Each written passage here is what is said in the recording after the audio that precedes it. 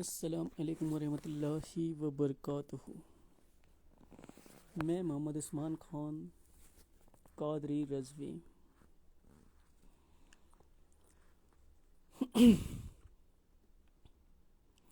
آپ سب کو میری طرف سے جمعہ مبارک دعائے خیر کی خاص گزارش ہے، اور آپ سے بھی تہہ دل سے ایک گزارش ہے کہ اس امت کے لیے دعائے خیر کیا کریں۔ اس امت کے لیے دعائے خیر کرنا ہمارے نبی صلی اللہ علیہ وسلم کی سنت ہے۔ نبی کریم صلی اللہ علیہ وسلم کو اس امت سے اتنی محبت تھی کہ رات رات بھر آپ دعائیں خیر کیا کرتے تھے کہ اللہ میری امت کو خیر و عافیت عطا فرماؤ۔ اور آج ہم ان کی امت یعنی اپنے بھائی بہنوں کے لیے دعا کریں کہ اللہ میرے نبی صلی اللہ علیہ وسلم کی اس امت کی خیر و عافیت فرما، ہم سب کی خیر خواہی فرما۔ تو یہ کتنا بہترین عمل ہے، مجھے نہیں لگتا کہ اللہ رب العزت ہماری دعاؤں کو ٹالے گا، مگر یاد رکھیں کہ دعائیں نیک اور پاک ہی قبول ہوتی ہیں۔ کسی کے دل میں بدخیالی بدگمانی ہو تو اس کی دعا کبھی قبول نہیں ہوتی۔ جو بھی بدگمان یا بدخیال ہوں ان کی دعا قبول نہیں ہوتی۔ ہاں، اگر وہ کسی بھلائی کی نیت سے دعا مانگے تو بے شک قبول ہوگی، کیونکہ اللہ رب العزت پاک ہے اور وہ پاک ہی چیزوں کو قبول فرماتا ہے۔ نیک اور پاک چیزیں اللہ اور اللہ کے رسول صلی اللہ علیہ وسلم اور تمام اولیاء اللہ کو بہت پسند ہیں، اس لیے آپ بھی نیک عمل کریں اور دعائے خیر کیا کریں اس امت کے لیے۔ اس امت کے لیے دعائے خیر کرنا آپ لوگوں کے اعمال کو سنوارتا ہے اور آپ کا نام ایک مومن کی کیٹیگری میں لکھوا دیتا ہے کہ آپ اس راستے پر ہیں جو لوگ اس امت کی بھلائی چاہتے ہیں۔ آج جمعے کا دن ہے۔ عرب کنٹریز اور انڈیا، پاکستان، بنگلہ دیش میں خاص کر ہر اس مسلم کنٹری میں جمعہ کو بہت توجہ دیا جاتا ہے۔ وہیں افسوس یہ بھی ہے کہ کچھ نام نہاد مسلمان یہ بھی کہتے ہیں کہ جمعہ کو جمعہ مبارک نہیں کہنا چاہیے، اور ان کے پاس اس کی کوئی دلیل نہیں ہے کہ کیوں نہیں کہنا چاہیے۔ بس ان کے دعوے کی دلیل وہ کہاں پہ لا کے کھڑا کرتے ہیں معلوم ہے؟ صحابہ اکرام نے نہیں کہا، اللہ کے رسول نے نہیں کہا، تو صحابہ اکرام نے تو بہت ساری چیزیں نہیں کی، تم کیوں کرتے ہو؟ کیا صحابہ اکرام نے کسی بھی اللہ اور اس کے رسول صلی اللہ علیہ وسلم کی تعریف کرنے پر، اللہ رب العزت کی تعریف کرنے پر، اللہ کے رسول صلی اللہ علیہ وسلم کی تعریف کرنے پر، اولیاء اللہ کی تعریف کرنے پر کبھی مناہی فرمائی ہے؟ تم کیوں فرماتے ہو؟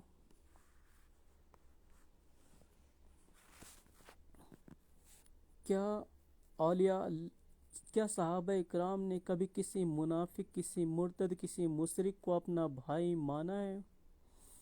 کیا صحابہ اکرام نے معاذ اللہ کوئی بھی ایسا فتویٰ یا ایسا عمل قبول کیا جو قرآن اور حدیث کی مخالفت کرتی ہو؟ کیا صحابہ اکرام نے نماز کے بعد دعائیں نہیں مانگی؟ کیا صحابہ اکرام نے سنت نمازیں نہیں پڑھی، نفلی نمازیں نہیں پڑھی؟ تو آج تم کیوں نہیں کرتے؟ خاص کر میں عرب کنٹریز کی بات کروں تو سنت اور واجبات کو اتنے ترک کرتے ہیں، صرف اور صرف فرض نمازوں کی طرف جاتے ہیں۔ کیا صحابہ اکرام نے کبھی سنت نمازیں ترک کی، نفلی نمازیں ترک کی؟ جہاں پہ تمہیں اپنی شیطانیت، اپنی منافقت پھیلانا ہو وہاں پہ تم صحابہ اکرام کا عمل پیش کرو کہ یہ نہیں کیا۔ ارے صحابہ اکرام نے سنتیں ترک نہیں کی، تم کیوں کرتے ہو؟ صحابہ اکرام ننگے سر نماز نہیں پڑھتے تھے، تم کیوں پڑھتے ہو؟ صحابہ اکرام باوجود جاتے تھے، ہاتھ پیروں کو اچھی طرح دھو کر جاتے تھے، تم جاتے ہو دھو کر؟ صحابہ اکرام باوضو رہا کرتے تھے، با غسل رہا کرتے تھے، تم رہتے ہو؟ بتاؤ مجھے، کھاؤ قسم۔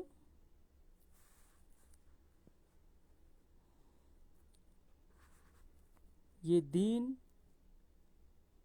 اللہ رب العزت کے حکم سے اور اللہ کے رسول صلی اللہ علیہ وسلم کی رضا سے چلے گی۔ کسی منافق، کسی کافر، کسی مرتد، کسی مشرک کی بنا پہ نہیں چلے گا۔ میں آپ کو بتا دوں کہ جمعہ مبارک تھا، جمعہ مبارک ہے اور جمعہ مبارک رہے گا۔ جو لوگ یہ کہتے ہیں کہ جمعہ مبارک کہنا حرام ہے، میں محمد عثمان خان قادری رضوی دعوے کے ساتھ کہتا ہوں کہ ان کا پیدا ہونا ہی حرام ہے۔ وہ اپنے باپ کی جائز اولاد نہیں ہو سکتے۔ اب اگر پوچھے کوئی مجھ سے کہ ایسا کیوں، تو میرے پاس اس کی دلیل ہے کہ وہ اپنے باپ کی جائز اولاد نہیں ہو سکتے۔ جتنے بھی لوگ کہتے ہیں کہ جمعہ مبارک کہنا حرام ہے، میں کھلے الفاظ میں کہتا ہوں کہ ان کا پیدا ہونا ہی حرام ہے۔ وہ جمعہ مبارک کو حرام ثابت نہیں کر سکتے، مگر میں ان کا پیدا ہونا حرام ثابت کر دوں گا۔ اور میں آپ کو یہ بھی بتا دوں کہ میں کوئی عالم نہیں ہوں، میں ایک عام انسان ہوں۔ ہاں، میں قرآن اور حدیث پہ جتنی معلومات ہے بس اتنی باتیں کرتا ہوں۔ آپ کھولیے سورہ نمبر 68 ہے، سورہ نمبر 68 آیت نمبر 13 ہے، آیت نمبر 13 آیت کے الفاظ ہیں اتلن بعد ذالک جنیم۔ آیت ایک بار پھر سے سنیں، اتلن بعد ذالک جنیم۔ اب یہ اتلن بعد ذالک جنیم کا جب آپ ترجمہ کرتے ہیں، اعلیٰ حضرت عظیم البرکت فرماتے ہیں کہ درست کھو اس سب پر طرح یہ کہ اس کی اصل میں خطا ہے۔ وہیں مولانا اشرف علی تھانوی یہ ترجمہ کرتے ہیں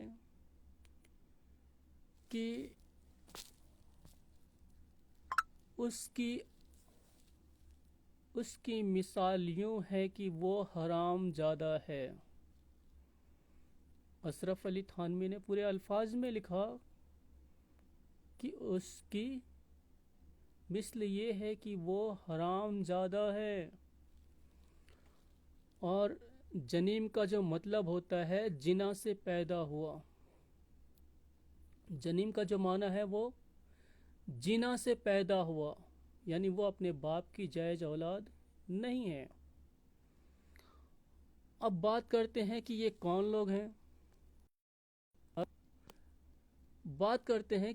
لوگ ہیں۔ یہ وہی لوگ ہیں جو دین میں نئے نئے فتنے فساد پیدا کرتے ہیں اور لوگوں کو گمراہ کرتے ہیں اور دین پر رہنے والے کو پاگل سمجھتے ہیں، بے وقوف سمجھتے ہیں۔ ورنہ کسی بھائی، کسی بہن، کسی بزرگ کو اگر کوئی بھی شک ہو تو وہ سورہ قلم کھول کر کم سے کم آیت نمبر 16 تک ضرور پڑھے، کم سے کم آیت نمبر 16 تک ضرور پڑھے۔ اور یہ بہت چھوٹی چھوٹی آیتیں ہیں، آیتیں بھی اتنی چھوٹی ہیں کہ اگر آپ آدھے گھنٹے ڈھنگ سے پڑھو گے تو 3-4 بار پڑھنے کے بعد آپ کو سمجھ میں آ جائے گی۔ اتنی چھوٹی چھوٹی آیتیں ہیں یہ۔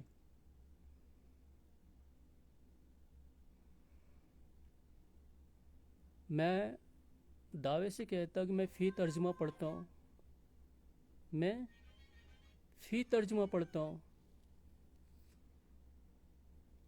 تو مجھے معلوم ہے، اسی لیے میں نے آپ کے سامنے دعوے سے پیش کیا۔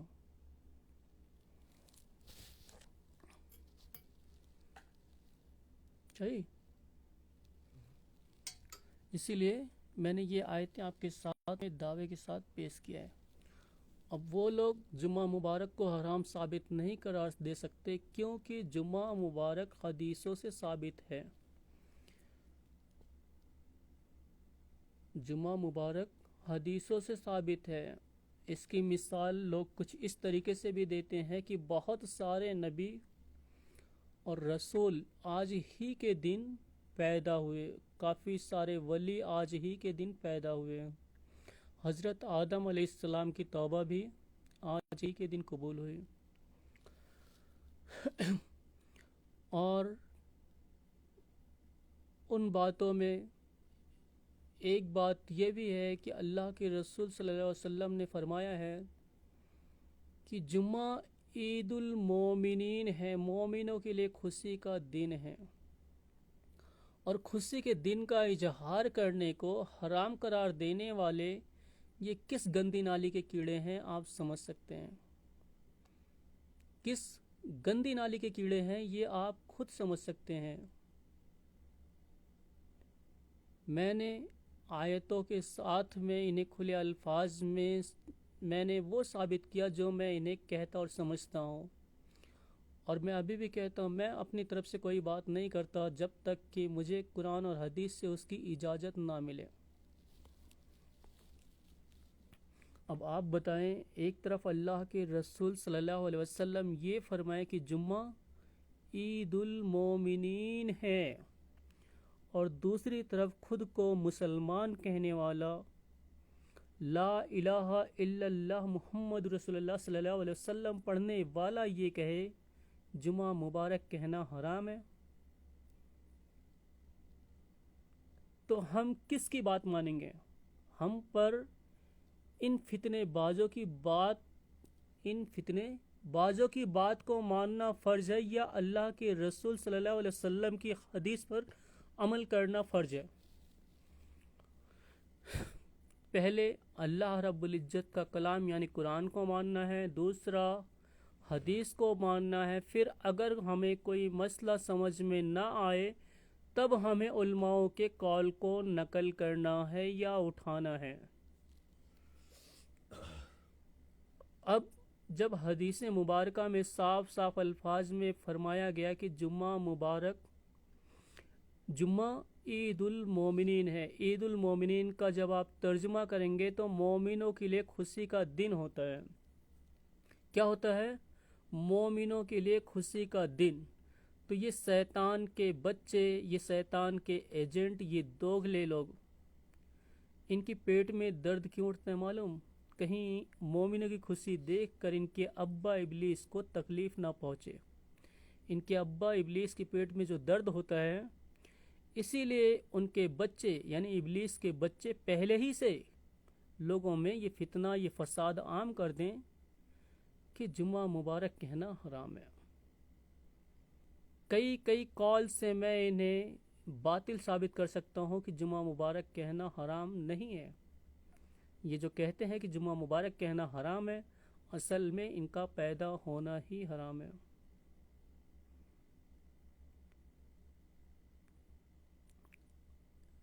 کتنے بدبخت اور کتنے ظالم لوگ ہیں کہ یہ لوگ کہتے ہیں جشن عید میلاد النبی منانا حرام ہے۔ پہلے تو یہ شرک کا فتویٰ دیتے تھے، ابھی کچھ جب ان کی فضیحت ہونے لگ گئی، ساری دلیلیں، سارے ثبوت ان کے سامنے رکھا گیا، تب بھی یہ بدبخت لوگ حرام کا فتویٰ دیتے ہیں۔ صحابہ اکرام نے نہیں منایا۔ میں آپ کے سامنے ایک مشہور اور معروف آیت پیش کرتا ہوں، سورہ دوحہ آیت نمبر 11، سورہ دوحہ آیت نمبر 11، الفاظ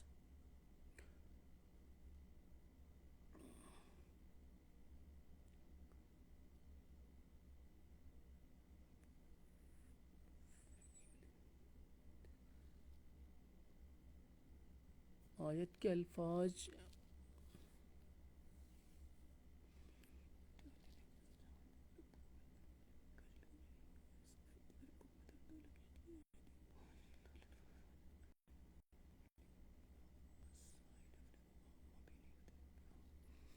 کے الفاظ ہیں وَأَمَّا بِنِعْمَةِ رَبِّكَ فَحَدِّثْ۔ سورہ دوحہ آیت نمبر 11، آیت الفاظ ایک بار آپ پھر سنیں، وَأَمَّا بِنِعْمَتِ رَبِّكَ فَحَدِّثْ۔ اب آیت نمبر 11 کا جب ترجمہ آپ کرتے ہیں تو اللہ رب العزت فرماتا ہے اور اپنے رب کی نعمتوں کا خوب ذکر کرو۔ ذکر کو جب آپ اردو میں معنی نکالتے ہیں تو چرچا ہوتا ہے یا تعریف بیان کرنا ہوتا ہے۔ ذکر کرنا کا مطلب ہوتا ہے تعریف بیان کرنا یا چرچا کرنا، بات کرنا۔ تو اعلیٰ حضرت عظیم البرکت فرماتے ہیں اور اپنے رب کی نعمتوں کا خوب ذکر کرو۔ اب اللہ کی نعمتوں میں سب سے بہترین نعمت اللہ کے رسول صلی اللہ علیہ وسلم ہے یا نہیں ہے؟ ہاں، ان شیطان، ان منافقین، ان مرتدین کے لیے نہ ہو اس میں کوئی شک نہیں ہے، مگر اہل سنت والجماعت سنی حنفی بریلوی کے نزدیک اللہ رب العزت کی سب سے عظیم نعمت اللہ کے رسول صلی اللہ علیہ وسلم ہے، جنہوں نے اللہ کا کلام، اپنی حدیثیں اور صحابہ اکرام کی سیرتیں ہم تک پہنچائی۔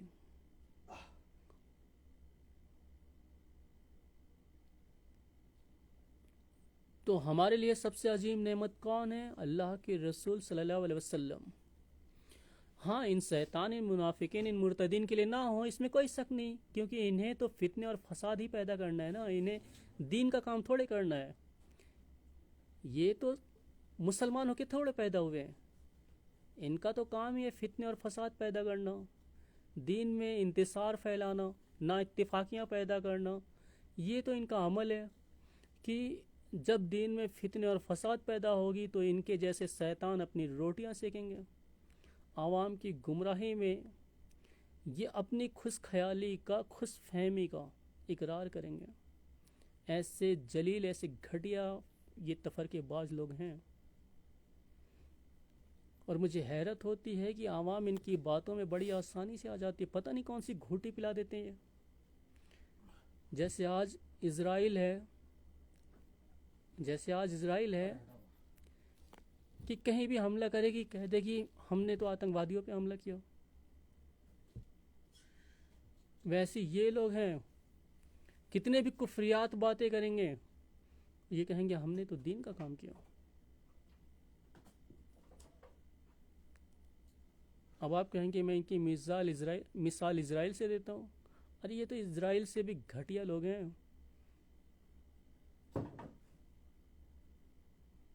اسرائیل تو کم سے کم یہ کہتا ہے کہ میں فلسطینی، لیبنانی، یمنی، ایرانی لوگوں کو اپنا نہیں مانتا، مگر یہ گھٹیا لوگ یہ تو کہتے ہیں کہ میں کلمہ پڑھتا ہوں، میں مسلمان ہوں۔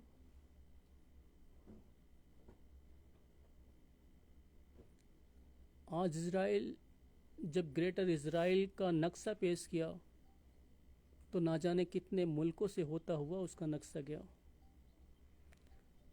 ایک وہ دیش جو بھکاری تھا، وجود میں نہیں تھا، بھکاری تھا، وہ اسے فلسطین نے پناہ دیا، فلسطین کو نگل گیا، آس پاس کے دیشوں کو نگلنا چاہتا ہے۔ ویسے یہ لوگ ہیں کہ انہوں نے دین میں پناہ تو لی ہے، دین کو فائدہ پہنچانے کے لیے نہیں، دین کو نقصان پہنچانے کے لیے۔ ورنہ مجھے بتاؤ کہ مومنین کی صفت ہی یہ ہے کہ وہ اللہ کی تعریف کریں، رسول کی تعریف کریں اور مومنین کی تعریف کریں، مگر ان شیطان کے بچوں کے پیٹ میں درد اٹھنے لگتا ہے کہ ان کے ابا ابلیس کو تکلیف ہو جائے گی۔ اتنا مضبوط رشتہ ہے ابلیس سے ان کا۔ میری باتیں کڑوی ضرور ہیں، مگر میں نے جو بھی کہا وہ حق ہے۔ کیونکہ میرے پاس ان کے بہت سارے چہرے موجود ہیں، جن کو میں آپ کے سامنے رکھوں تو آپ کو ان سے نفرت ہو جائے گی، آپ کو ان سے نہیں، ہر اس انسان سے نفرت ہو جائے گی جو کفر و منافقت پھیلاتے ہیں۔ اسی لیے میں آپ کے سامنے کچھ باتیں رکھتا ہوں تاکہ آپ ان جیسے گھٹیا انسانوں کی فطرت کو پہچان سکیں، اور جیسے ہی یہ اسٹیج پہ کھڑے ہوں تو آپ اپنے کان بند کر کے وہاں سے نکل آئیں۔ اگر آپ خود کو مسلمان کہتے ہیں تو، ورنہ یاد رکھو ابلیس اللہ رب العزت سے دعوے کے ساتھ دعا مانگتا ہے کہ اے اللہ مجھے تیری عزت کی قسم مجھے قیامت تک کے لیے مہلت دے دے، مجھے قیامت تک کے لیے مہلت دے دے۔ اللہ رب العزت نے پوچھا کیوں چاہیے تجھے مہلت؟ تو کہتا ہے مجھے تیری عزت کی قسم میں تیرے بندوں کو گمراہ کروں گا۔ کیسے؟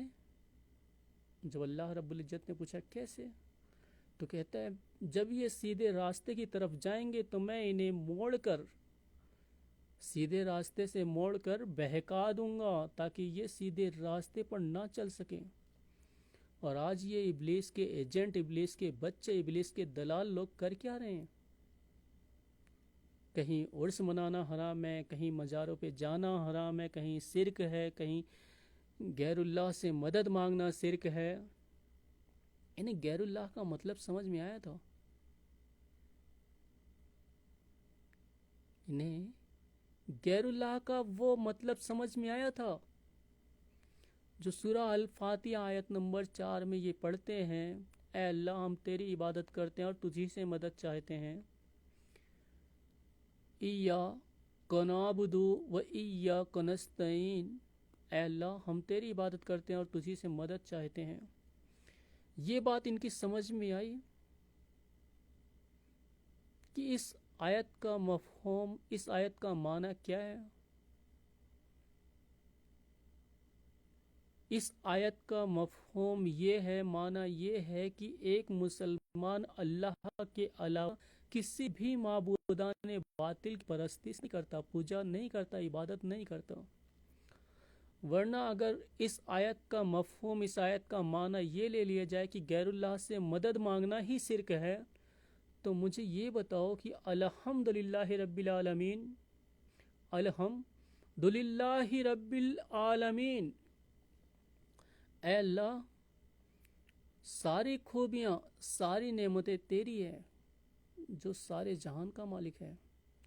سب تعریفیں، سب خوبیاں اللہ کی جو مالک سارے جہاں والوں کا۔ اور آج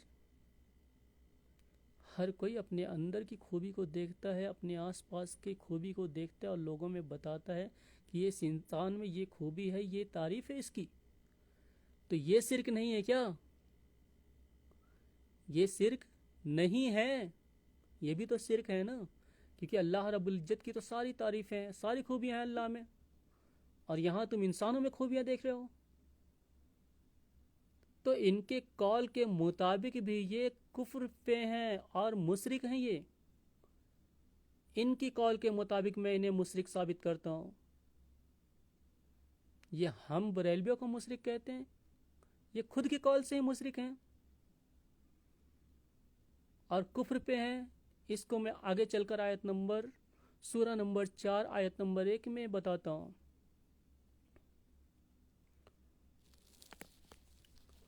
سورہ النساء آیت نمبر 1 میں اللہ رب العزت فرماتا ہے، اور اپنے رب سے ڈرو جس کے نام پر مانگتے ہو، اور اپنے رب سے ڈرو جس کے نام پر مانگتے ہو۔ اب اس آیت کا مفہوم دیکھ لو کہ اللہ رب العزت یہ نہیں کہہ رہا ہے کہ اللہ سے ڈرو جس سے مانگتے ہو، اللہ سے ڈرو جس سے مانگتے ہو، بلکہ اللہ رب العزت کیا فرما رہا ہے؟ اللہ سے ڈرو جس کے نام پر مانگتے ہو۔ تو قرآن کی خلاف ورزی کرنا کفر ہے، قرآن کی خلاف ورزی کرنا کفر ہے، اور پھر اپنے ہی فتوے میں آ کر بدھ جانا، اسلام کے خلاف فتوے شائع کرنا، اور جو چیزیں کفر و مشرکت میں، شرک میں عام ہو، اسی قول پر عمل کرنا یہ شرک ہے۔ تو یہ اپنے ہی قول میں کافر بھی ہیں، مشرک بھی ہیں، مرتد بھی ہیں۔ کون ہیں یہ لوگ؟ کافر بھی ہیں، مشرک بھی ہیں، مرتد بھی ہیں، اور یہ الزام ہم پر دیتے ہیں کہ ہم لوگ انہیں کافر کہتے ہیں۔ ارے تم اپنے فتوے دیکھو نا، کہ تمہارے فتوے تمہیں کہاں تک لے جاتے ہیں۔ تمہارے فتوے کے حساب سے شرک تم کرو، تمہارے فتوے کے حساب سے کفر تم پر لازم ہو، تمہارے فتوے کے حساب سے مرتد تم ہو، الزام ہم پہ لگاتے ہو، بہتان ہم پہ باندھتے ہو کہ ہم تمہیں کہتے ہیں۔ ہم تو تمہارے فتوے کو دکھا کر کہہ رہے ہیں نا کہ تمہارا فتویٰ یہ ہے، تو تم اس فتوے کے جد میں آتے ہو۔ اس فتوے کے اندر کون ہے؟ آپ بتائیں، میں نے آپ کے سامنے ان کی باتیں رکھی ہیں۔ دعا تو یہ مانگا جائے کہ اے اللہ ہم کو سیدھا راستہ چلا۔ لوگ کہتے ہیں نا اہدنا الصراط المستقیم، اے اللہ ہم کو سیدھا راستہ چلا۔ پھر آگے چل کر کیا کہتے ہیں؟ صراط الذین انعمت علیہم، راستہ ان کا جن پر تو نے احسان کیا۔ مگر افسوس کی سیرت کون سی بیان کرتے ہیں؟ غیر المغضوب علیہم ولا الضالین، جن کے بارے میں یہ خود کہتے ہیں کہ نہ ان کا جن پر غضب ہوا اور نہ بہکے ہوئے کا، مگر افسوس کی سیرت انہی کی جیسی ہے، جن پر غضب ہوا اور جو بہکے ہوئے ہیں۔ اگر یہ بہکے ہوئے نہیں ہیں تو اس آیت کا اتنا گھٹیا مفہوم یہ کیسے نکال سکتے ہیں کہ غیر اللہ سے مدد مانگنا شرک ہے؟ اور پھر آیت نمبر 4 میں جب یہ کہتے ہیں کہ غیر اللہ سے مدد مانگنا شرک ہے، تو پھر آیت نمبر 1 پڑھنے کے بعد یہ کسی غیر اللہ کی یا خود کی تعریف کیسے بیان کرتے ہیں؟ خود میں خوبیاں کیسے دیکھتے ہیں یہ؟ کیونکہ اس آیت کا تو مفہوم ہی ہے، معنی ہی ہے کہ سب تعریفیں، سب خوبیاں اللہ کی جو مالک سارے جہاں لوگ۔ آج بھی مجھے اس بنگالی کی بات یاد آتی ہے۔ میرے ہی روم سے مشکل سے 100 میٹر پہ مسجد ہے، مشکل سے 100 میٹر پہ مسجد ہے۔ میں گیا نماز پڑھنے کے لیے، میں تنہا نماز پڑھتا ہوں کیونکہ میں اہل حدیث جماعت کے پیچھے نماز نہیں پڑھتا۔ اعلانیہ طور پہ کہتا ہوں، آگے چل کر کبھی ویڈیو بھی بنا تو اس میں بھی آپ لوگ دیکھ سکتے ہو کہ میں ان کے پیچھے نماز نہیں پڑھتا۔ تو جب میں مسجد جاتا لوگ مجھے عجیب نظروں سے دیکھتے۔ ایک دن میرے کفیل نے وہاں کے عالم یعنی بنگالی بھائی سے بات کرائی اور کہا کہ ذرا ان سے پوچھے کہ یہ نماز ہمارے ساتھ کیوں نہیں پڑھتے ہیں۔ تو میں نے انہیں بتایا کہ میں حنفی مسلم ہوں اور آپ لوگ اہل حدیث ہیں، ہمارا مسئلہ الگ ہے، آپ کا مسئلہ الگ ہے، اور مسئلہ الگ ہونے سے ہم جماعت ایک ساتھ نہیں پڑھ سکتے ہیں۔ تو بنگالی جب یہ سمجھے کہ میں انڈین ہوں تو انہوں نے سب سے پہلا حوالہ کیا دیا معلوم؟ کہ میں مدرسہ دیوبند سے فارغ ہوں، میں 5 دیشوں میں تبلیغ کرتا ہوں، میں 5 دیشوں میں تبلیغ کرتا ہوں۔ جماعت ایک ہی ساتھ ہونی چاہیے، جماعت کا کوئی بھی الگ مفہوم یا معنی نہیں ہے، جماعت کی نیت ایک ہے، جماعت کا طریقہ ایک ہے، جماعت الگ نہیں ہے۔ اب آپ بتائیے کہ میں ایسے گھٹیا انسان کو عالم سمجھوں؟ میں ایسے گھٹیا انسان کو عالم سمجھوں کہ ظالم سمجھوں یا جاہل سمجھوں، گوار سمجھوں؟ بتاؤ مجھے آپ۔ اگر انڈیا یا پاکستان یا بنگلہ دیش میں ہو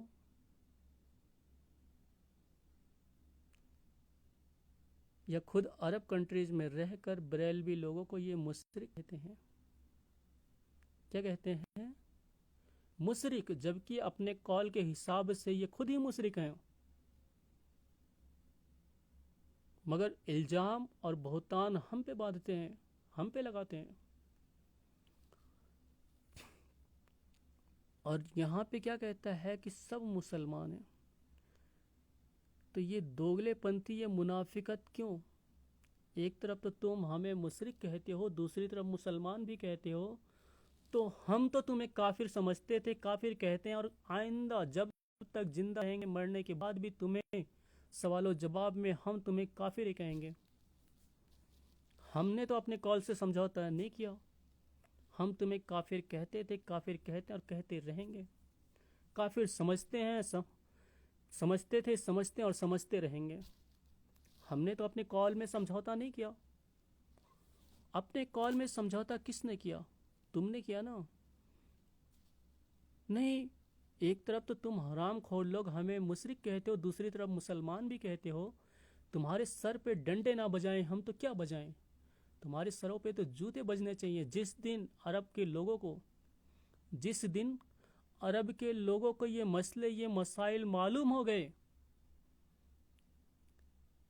کہ انڈیا اور پاکستان، بنگلہ دیش کے اہل حدیث، دیوبندی یا اور لوگ کیا فتنے اور فساد پیدا کر کے بیٹھے ہیں کہ بریلوی لوگ ان کے پیچھے نماز نہیں پڑھتے. میں اپنی طرف سے پوری کوشش کروں گا کہ میں انہیں سمجھاؤں گا. میں ویڈیو بنا بنا کر لوگوں میں عام کروں گا اور بتاؤں گا کہ یہ تفریق کیا ہے، کیوں نہیں پڑھتے بریلوی ان کے پیچھے نماز. تم ہمیں مشرک کہو اور ہم تمہارے پیچھے نماز پڑھیں. مشرک بھی کہو، مسلمان بھی کہو، یہ منافقت تمہارے کو مبارک ہو. تمہارا کفر، تمہاری منافقت، تمہاری مرتدین تمہیں مبارک ہو. ہم اہل سنت والجماعت، سنی، حنفی، بریلوی خود کو مسلمان کہتے ہیں، مسلمان سمجھتے ہیں اور مسلمان کہتے اور سمجھتے رہیں گے. ہم تمہیں کسی بھی طرح سے مسلمان نہیں سمجھتے. ہاں، تمہارے پاس داڑھی ہے، تمہارے پاس ٹوپی ہے، تمہارے پاس کلمہ ہے، اس لیے ظاہری طور پہ جب تم آمنے اور سامنے ہوگے تو دعا سلام ہو جائے گی. جبکہ قرآن نے اسے بھی منع کیا ہے. قرآن نے اسے بھی منع کیا ہے کہ انہیں مسلمان نہ سمجھو، مگر دکھاوے کے طور پہ جو ہمارے سامنے ہے اس کو ویسا ہی کہنا ہے. یہ ایک مسلمان پر شرط ہے کہ تمہیں جو چیز جیسے دکھائی دیتی ہے تم اسے ویسا ہی گواہی دو. تم نے جو دیکھا وہ کہو. ہاں، دعا سلام کرنے کا یہ مطلب نہیں کہ انہیں مسلمان سمجھ کر دعا سلام کرو، بلکہ انہیں کافر ہی سمجھو، انہیں مرتد ہی سمجھو.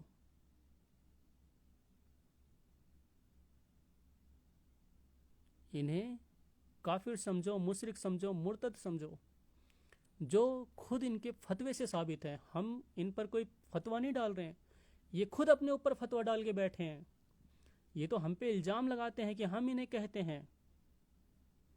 ہم تو بس ان کے فتوے نمایاں کر کے ان کے لقب عوام میں دکھاتے ہیں اور بتاتے ہیں کہ دیکھو یہ گھٹیا فرقہ، یہ گھٹیا طبقہ آپ کو کیسے اور کس طرح سے گمراہ کرتا ہے.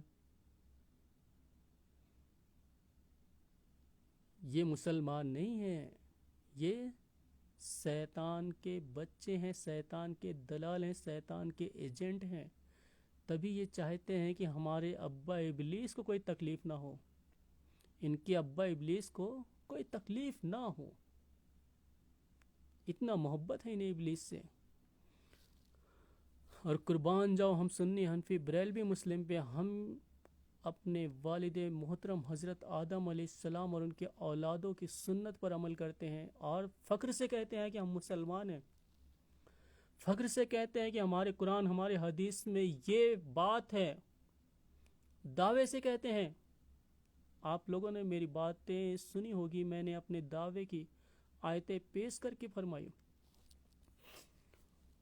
آیتیں پیش کی آپ کے سامنے. یہ بھی آیتیں پیش کرتے ہوں گے کافر و منافقت کے، کفر و منافقت کے، یہ بھی آیتیں پیش کرتے ہوں گے. مگر ان سے پوچھو کہ یہ کس پہ اتری ہیں، ان آیتوں کا مفہوم کیا ہے، معنی کیا ہے. کیا معاذ اللہ جو بتوں پہ آیتیں نازل ہوئی ہیں وہ صحابہ کرام یا انبیاء کرام یا اولیاء کرام پہ فٹ کرنا یہ صحیح ہے، درست ہے؟ کیا یہ ہمارے انبیاء علیہ السلام کو، صحابہ اکرام کو، اولیاء اکرام کو کافر اور مشرک مانتے ہیں؟ ان کا جنازہ سے نکل گیا، ان کے ایمان اور عقیدت کا جنازہ یہیں سے نکل گیا۔ اللہ رب العزت یہ کہتا ہے اندھا اور آنکھ والا ایک نہیں ہے، عالم اور جاہل ایک نہیں ہے، رات اور دن ایک جیسے نہیں ہیں، آسمان اور زمین ایک جیسے نہیں ہیں، مگر افسوس یہ بتوں پر نازل ہوئی آیتیں انبیاء علیہ السلام، صحابہ اکرام، اولیاء اکرام پہ چسپا کر کے کہتے ہیں۔ آج جمعہ کا مبارک دن ہے، میں آپ لوگوں کے سامنے ایک بات اور پیش کرنا چاہتا ہوں۔ توبہ بہت ضروری ہے۔ توبہ وہ عمل ہے جو آپ کے گناہوں کو دھو دیتی ہے، اور دھونا صرف اس طریقے سے نہیں کہ بعد میں بھی لگ جائے، بلکہ اس طریقے سے جیسے آپ ابھی پیدا ہوئے ہو۔ توبہ وہ عمل ہے کہ آپ کے پچھلے گناہوں کو دھو دیتی ہے، تو زیادہ سے زیادہ توبہ کیا کریں، اور توبہ قبول اللہ رب العزت ضرور کرتا ہے، خاص کر تب جب انسان دل سے توبہ کرتا ہے، اور اللہ رب العزت کو توبہ کرنے والے لوگ بہت پسند ہیں۔ پوری کائنات میں اتنی شدت سے، اتنی دل لگی سے کوئی کسی کا انتظار نہیں کرتا ہوگا جتنا کہ اللہ رب العزت اپنے بندے، اپنے بندیوں کی توبہ کا انتظار کرتا ہے۔ اے میرے بندے توبہ کر، اے میری بندی توبہ کر۔ یاد رکھیں کہ اللہ رب العزت بے نیاز ہے، اسے کسی چیز کی ضرورت نہیں ہے، اسے آپ کے توبہ کی ضرورت نہیں ہے، مگر مومنین کے لیے، مسلمانوں کے لیے اللہ رب العزت یہ دل لگی رکھتا ہے کہ میرے بندے، میری بندی ہدایت پر آئیں، تاکہ میں ان کے ساتھ حسن سلوک کروں، انہیں درد، انہیں عذاب سے بچا سکوں۔ اللہ رب العزت بے نیاز ہے۔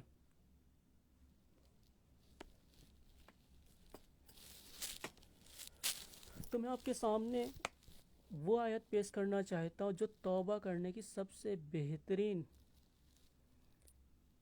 ہدایت ہمیں دی ہے۔ ابلیس کے بچوں نے وہاں بھی اپنے کفریات کو ظاہر کیا ہوا ہے۔ اب آپ کہیں گے میں ایسا کیسے کہہ سکتا ہوں؟ میں ایسا دعوے کے ساتھ کہتا ہوں۔ آپ ان شیطان، ان مرتدین کے آج بھی کتابیں اٹھا کر دیکھ لو، ان کے بیانات اٹھا کر دیکھ لو، ان کے کتابیں، ان کے بیانات اٹھا کر دیکھ لو کہ یہ کیا کہتے ہیں اور کیا کرتے ہیں۔ انہوں نے یہ فتنہ پھیلایا ہوا ہے کہ اللہ کے رسول صلی اللہ علیہ وسلم اس دنیا فانی سے کوچ کر کے چلے گئے، تو اب ہم ان سے کچھ نہیں طلب کریں گے، اب ہم ان سے کچھ نہیں طلب کریں گے۔ اسی ایک کفر کی وجہ سے، اسی ایک کفریہ فتوے کی وجہ سے آج امت کا توبہ کرنے کا طریقہ ہی باطل ہے۔ توبہ کرنے کا جو صحیح طریقہ ہے نا، وہ ان کے پاس نہیں ہے۔ وہ اگر کسی فرقے کے پاس ہے تو اسے کہتے ہیں سنی، حنفی، بریلوی، مسلم۔ کیا کہتے ہیں اسے؟ سنی، حنفی، بریلوی، مسلم۔ اب آپ کہیں گے کیوں اور کیسے؟ تو میں آپ کو کوئی بریلوی فتویٰ نہیں بتا رہا ہوں کہ یہ کسی مرکز بریلی شریف یا کسی الگ خانقاہ سے نکلا ہوا ہے۔ میں آپ کو وہ آیت بتاؤں گا جو قرآن شریف کی، قرآن مقدس کی مشہور آیت ہے، جسے اہل سنت والجماعہ، سنی، حنفی، بریلوی، مسلم عالم بہت فخر کے ساتھ پڑھ کر عوام میں بتاتے ہیں۔ تو سورہ النساء، سورہ نمبر 4، سورہ نمبر 4، آیت نمبر 64 یعنی 64۔ اور ہم نے یعنی اللہ رب العزت نے کوئی رسول نہ بھیجا کہ اللہ کے حکم سے اس کی اطاعت کی جائے۔ اللہ رب العزت کیا فرما رہے دیکھ لو۔ اللہ رب العزت نے اور کوئی رسول نہیں بھیجا اس لیے کہ اللہ کے حکم سے اس کی اطاعت کی جائے. اور اے محبوب، محبوب سے مراد ہے نبی صلی اللہ علیہ وسلم، اے محبوب جب یہ یعنی امت محمدیہ اپنی جانوں پہ ظلم کر لے تو آپ کی حضور حاضر ہو. اب آپ کی حضور حاضر ہونے کا مراد صرف یہ نہیں کہ روضہ نبی پر جا کر کھڑے ہو جاؤ، روضہ رسول پہ جا کے کھڑے ہو جاؤ، اس کا یہ مطلب نہیں ہے، بلکہ آپ جہاں کہیں بھی ہوں، آپ جہاں کہیں بھی ہوں، دنیا کے کسی کونے میں ہوں، آپ اللہ کے رسول صلی اللہ علیہ وسلم کی جانب لو لگا کر کہیں الصلاۃ والسلام علیکہ یا رسول اللہ صلی اللہ علیہ وسلم، یا السلام علیکہ، السلام علیکم ورحمۃ اللہ وبرکاتہ، یا السلام علیکم اے اللہ کے رسول. اپنی زبان حال سے اس چیز کا اقرار کریں اور یہ فرمائیں، اپنی زبان حال سے یہ فرمائیں، چاہے دل میں چاہے بلند آواز میں، اے اللہ کے رسول ہم آپ کے گنہگار امتی، ہم سے گناہ ہوا ہے، ہم سے ظلم ہوا، ہم سے زیادتی ہوئی، اے اللہ کے رسول ہمارے لیے دعائے خیر فرمائیں، ہم اللہ رب العزت سے اپنے گناہوں کی توبہ چاہتے ہیں.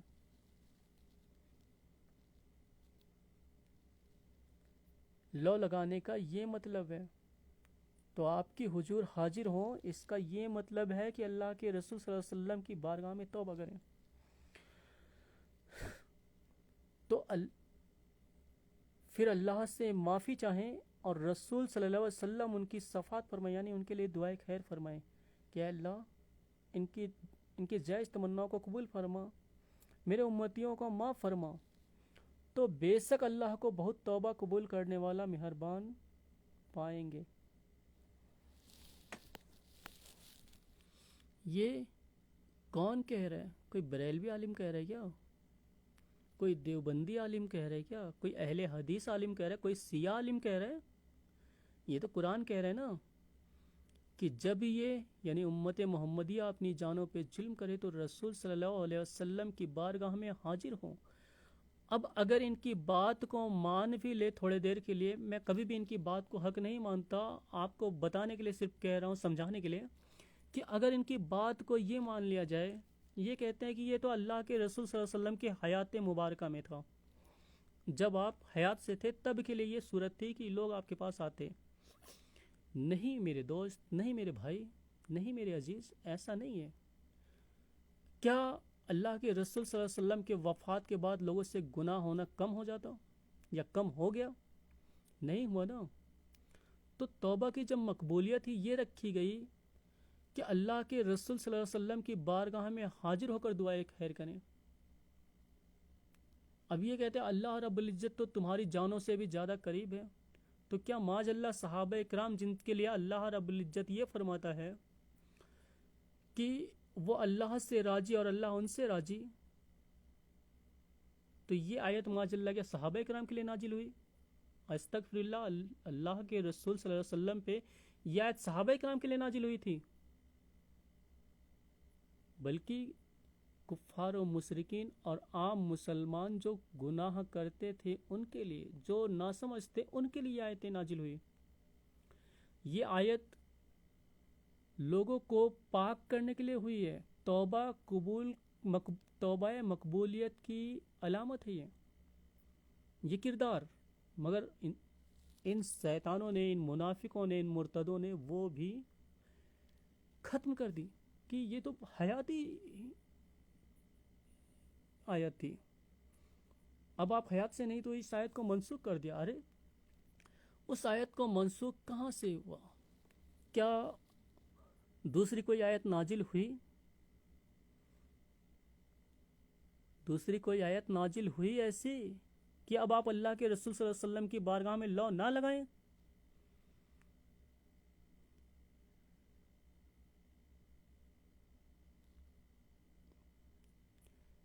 اسی لیے میں کہتا ہوں کہ یہ شیطان کے بچے شیطان ہیں، شیطان کے دلال ہیں، شیطان کے ایجنٹ ہیں یہ.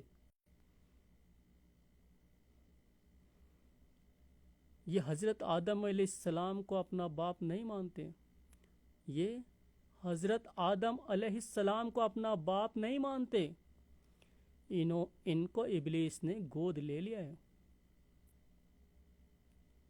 قبضہ کر لیا ان کے دلوں پہ، اس لیے یہ ابلیس کی پیروی کرتے ہیں، ابلیس کی اطاعت کرتے ہیں، تاکہ دین میں فتنے اور فساد پیدا کر سکیں، امت کو توڑ سکیں، امت کو پھوڑ سکیں، اور جو ان کی باتوں میں آتے ہیں وہ اپنا ایمان اور عقیدہ کھو کر خود کو شیطان ثابت کر دیتے ہیں۔ تو میری آپ سے گزارش ہے کہ ایسے منافقین، مرتدین اور مشرکین لوگوں سے دور رہو۔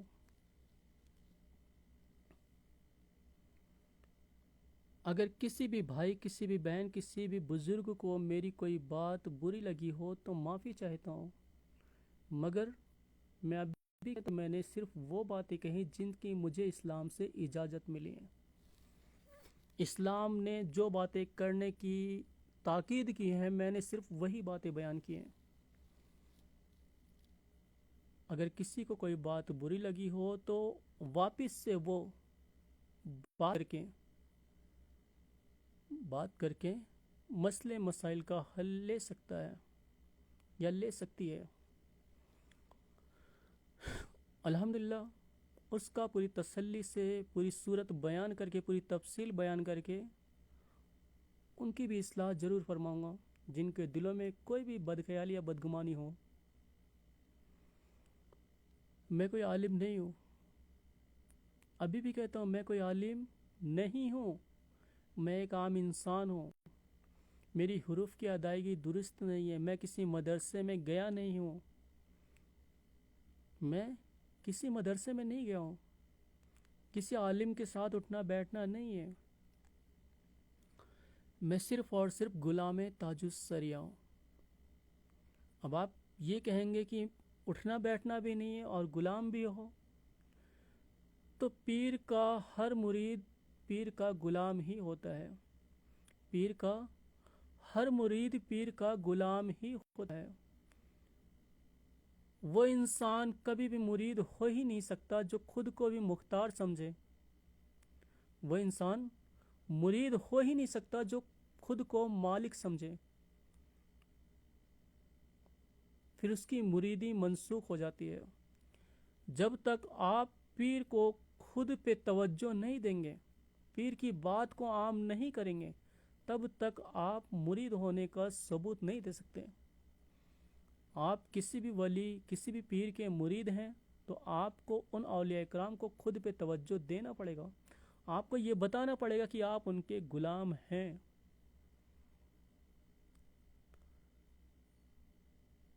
میری اور حضرت کی ملاقات صرف اور صرف ایک بار ہوئی ہے، میں دل سے مرید ہونے کے ہی گیا تھا۔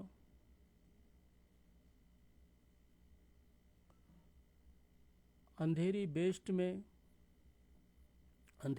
میں میں آپ تاج السریہ علیہ الرحمہ سے مرید ہونے کے لیے ہی گیا تھا۔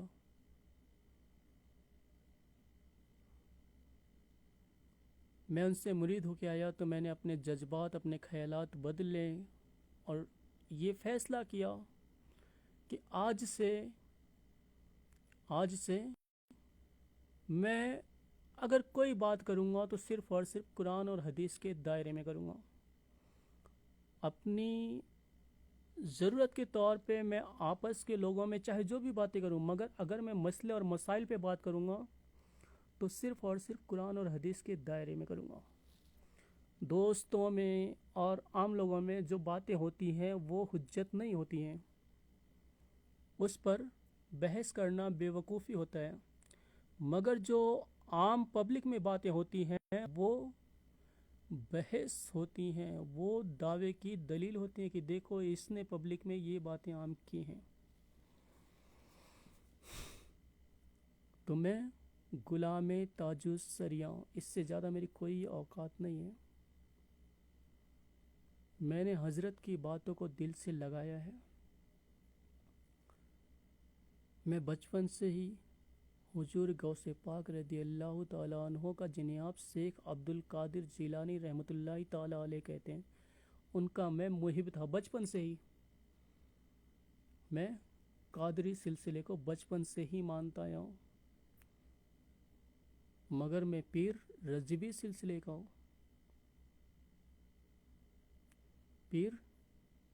میرے پیر حضور تاج السریہ رحمۃ اللہ تعالیٰ علیہ رضوی گھرانے سے ہیں، تو اسی لیے میرے نام میں رضوی بھی آتا ہے، قادری بھی آتا ہے۔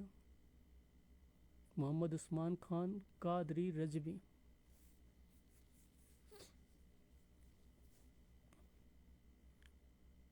میں آپ لوگوں سے صرف اور صرف وہ باتیں بیان کرتا ہوں جو کہ ایک عالم دین کو کرنا چاہیے۔ اللہ رب العزت کا احسان ہے کہ انہوں نے اپنے محبوب بندوں کی وسائل سے مجھے وہ علم عطا کیا کہ میں آپ لوگوں تک اپنی باتیں پہنچا سکوں، آپ لوگوں کو وہ باتیں بتاؤں جو آپ کی ضرورت ہیں۔ خیر، اب میں اپنی بات کو یہیں پہ ختم کرتا ہوں۔ السلام علیکم، اللہ حافظ، فی امان اللہ۔